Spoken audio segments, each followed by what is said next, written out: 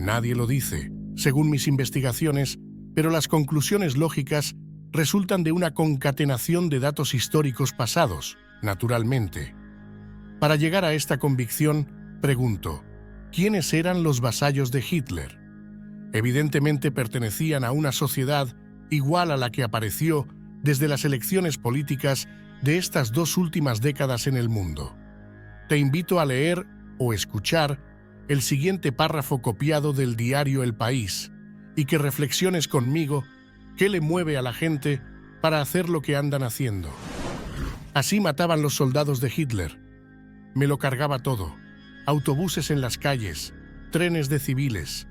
Teníamos órdenes de machacar las ciudades.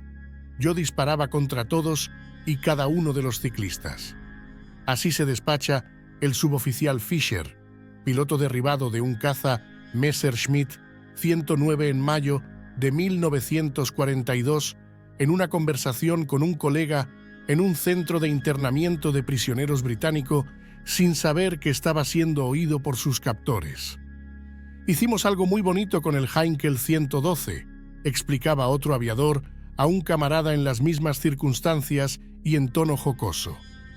Le instalamos un cañón delante, luego volábamos sobre las calles a baja altura y cuando nos cruzábamos con coches, encendíamos las luces y ellos se pensaban que tenían delante otro coche, y entonces hacíamos fuego con el cañón.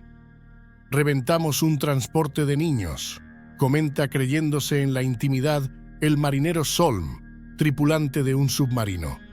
Un transporte infantil, para nosotros fue todo un placer.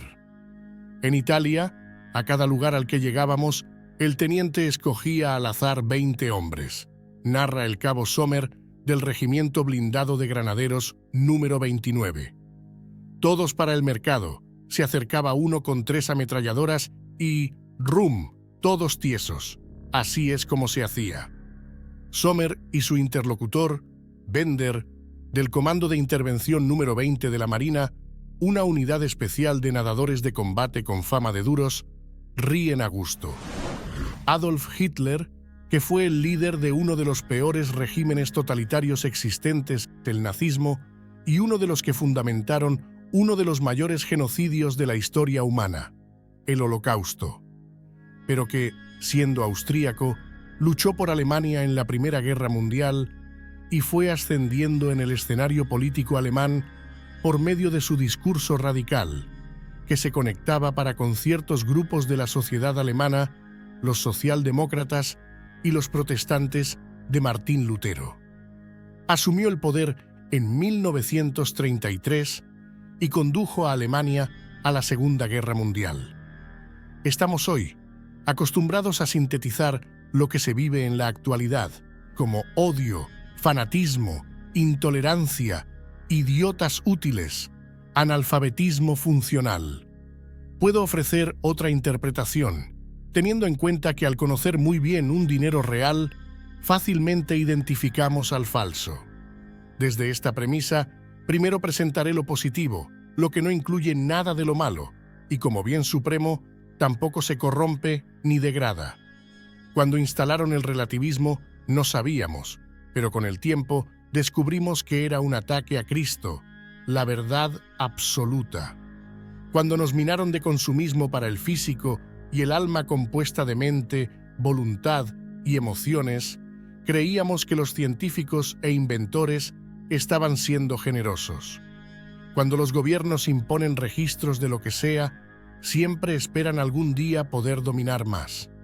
Cuando liberan a la sociedad por el camino del liberalismo, el libertinaje, la libertad de ideas, solo esperan que pises la trampa y así la sociedad disminuya y los ciudadanos entren en guerra entre ellos mismos y cometan delitos.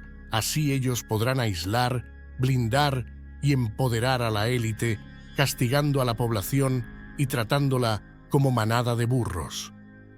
La Biblia dice que la Iglesia es luz del mundo y sal de la tierra. Pero, desde el decreto de Constantino en el 313, con la notable revolución protestante de entre 1517 a 1648, estableciéndose así el comienzo de la reforma en la disidencia de Lutero y el final en el Tratado de Westfalia, que encerró la Guerra de los 30 años, que había iniciado como una disputa entre católicos y protestantes, y entonces las incontrolables peleas teológicas entre Calvino y Arminio, la sal se hizo insípida y la luz se apagó. El faro llamado Santo Agustín, padre de la teología católica, sigue funcionando por combustibles adulterados, así como las llamadas iglesias evangélicas, que son protestantes, mantienen sus candiles ascendidos por ser las hijas de la gran ramera, según la Biblia. Ambas corrientes cristianas sobreviven por el auxilio de fuego extraño que Dios detesta.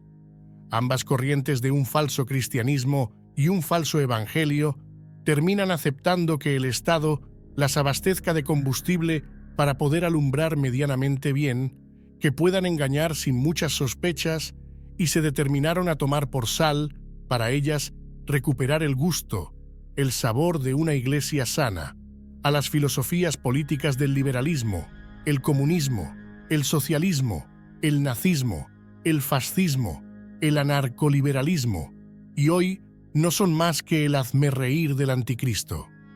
El anzuelo del espíritu del anticristo para el período del anticristo, que será la última ocasión en que Satanás, el falso profeta, también llamado espíritu del anticristo, y el anticristo mismo gobernarán matando en el modelo de los entrenamientos de hoy a la vista de todos. Sal de la tierra. Es lo que detiene al anticristo y no le deja manifestarse, segunda Tesalonicenses 2, versículos 3 a 12. ¿Para qué la palabra y el Espíritu de Dios deben mantenerse incorruptibles como la sal? Para que el contenido no pierda el sabor, el placer, la satisfacción. Por causa de la misericordia de Dios, para salvar a muchos más, y también demostrar que todavía hay sangre de Jesús suficiente para perdonar a los hombres sus pecados y salvarlos. A los santos de Dios de hoy cuesta mucho sobrevivir en medio de tanto dolor, muertes y ataques del maligno e injusticias, pero entonces se meten en el Estado para ver si frenan algo de toda esa malaria, insípidos como están. Imaginémonos lo que sufren los ejércitos del Altísimo, los que predicamos el recobro del Señor, que podemos resumir en su histórico de la santificación por la fe de Lutero, los hermanos moravos, los hermanos británicos, los hermanos de Plymouth, la hermana católica Madame Guyon, los hermanos William Lowe, Andrew Murray, la hermana Margaret Barber y la señora Penn Lewis, entre muchos otros hermanos que concatenan al Cristo de Dios en la tierra, los 12 apóstoles, representantes de muchos otros apóstoles a lo largo de los siglos, con el hermano Watchman Nee, el hermano Witness Lee, el hermano Dong Yulan y el hermano Tito Berry. Luz del mundo. Por causa de la tiranía del espacio que no permite extenderme más aquí, apenas conecto a Cristo, la luz, con la predicación y la enseñanza y el vivir, iglesia, una por ciudades. La doctrina de la unidad del Espíritu en Efesios 4, versículo 3, y la unidad de la Trinidad Divina en Juan 17. La luz cristiana no puede limitarse al conocimiento. Es mucho más.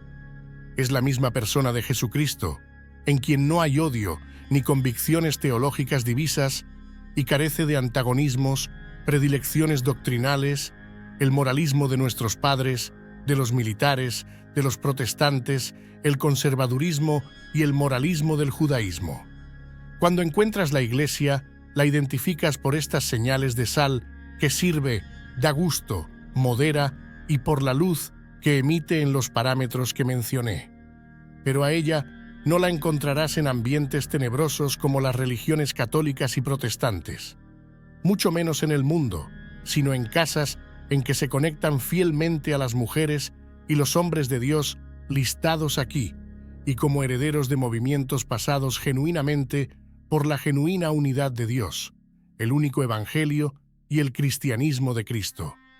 Y ahora ya puedes identificar a los evangélicos, vasallos del diablo, en nuestro día a día.